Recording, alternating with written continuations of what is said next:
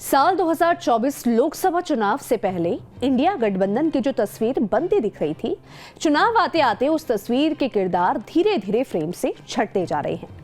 पिछले साल सितंबर महीने में पटना में हुई विपक्षी दलों की जिस बैठक में देश की कई विपक्षी पार्टियां शामिल हुई थी, आज उन दलों के साथ मिलकर चुनाव लड़ने पर भी आशंका जताई जा रही है।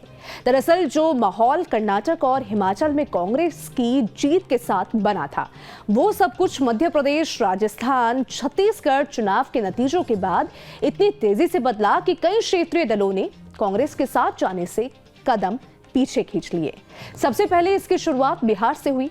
यहां इंडिया गठबंधन के सूत्रधार बने नीतीश कुमार ही पाला बदलकर बीजेपी के साथ चले गए।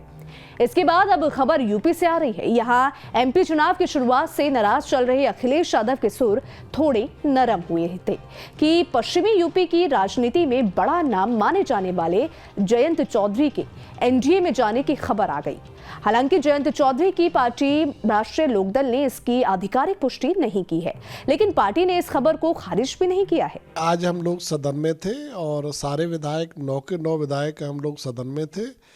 जैसे ही सदन से लगभग 9 बजे के करीब निकले तो मीडिया कर्मियों के द्वारा और कुछ हमारे शुभ चिंतकों के द्वारा जो हमें फ़ोन के माध्यम से मालूम पड़ा कि भारतीय जनता पार्टी के साथ राष्ट्रीय लोकदल गठबंधन करने जा रहा है।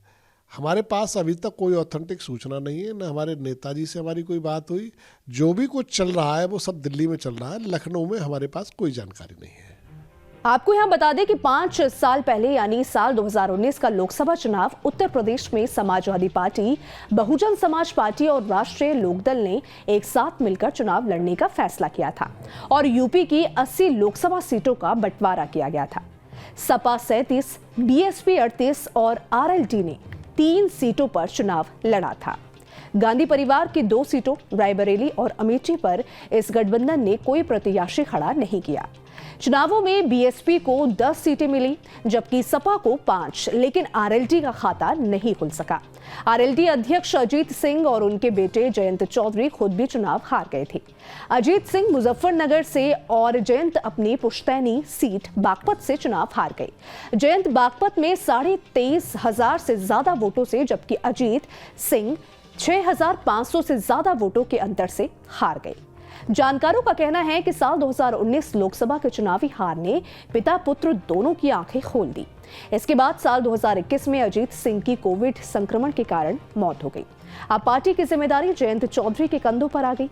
उन्होंने खुद को बड़े संघर्षों के लिए तैयार कर लिया। जब दिल्ली की सीमाओं पर किसानों ने डेरा डाला तो जयंत उसमें कूद पड़े और पश्चिमी यूपी में अपने खोए जनाधार को जुटाने में लग गए। इसका फायदा भी जयंत सिंह को मिला। 2022 के विधानसभा चुनाव में जयंत चौधरी ने सपा के अखिलेश यादव के साथ समझौता किया और 33 सीटों पर चुनाव लड़ा। किसानों के साथ रिश्ते मजबूत करने का फायदा उन्हें 33 में से सिर्फ 8 सीटों पर मिला। लेकिन बड़ी बात यह रही कि आरएलडी 24 सीटों पर दूसरे नंबर पर रही। इनमें से 14 सीटें तो ऐसी थी कि जहां हार जीत का अंतर केवल 500 वोटों से भी कम रहा। आरएलडी के उम्मीदवारों ने बीजेपी के कद्दावर नेता संगीत सोम और राज्य सरकार में गन्ना मंत्री रहे सुरेश राणा को भी हरा दिया। 2019 के लोकसभा चुनाव में सुपड़ा साफ होने और 2022 के विधानसभा चुनाव में अच्छा प्रदर्शन करने के बाद जयंत चौधरी के सामने भविष्य को लेकर बड़ा सवाल खड़ा था। आरएलडी को 2022 के विधानसभा चुनाव में 2.85% वोट मिले थे, जबकि 2019 के लोकसभा चुनाव में सिर्फ 1.69% वोट मिले थे।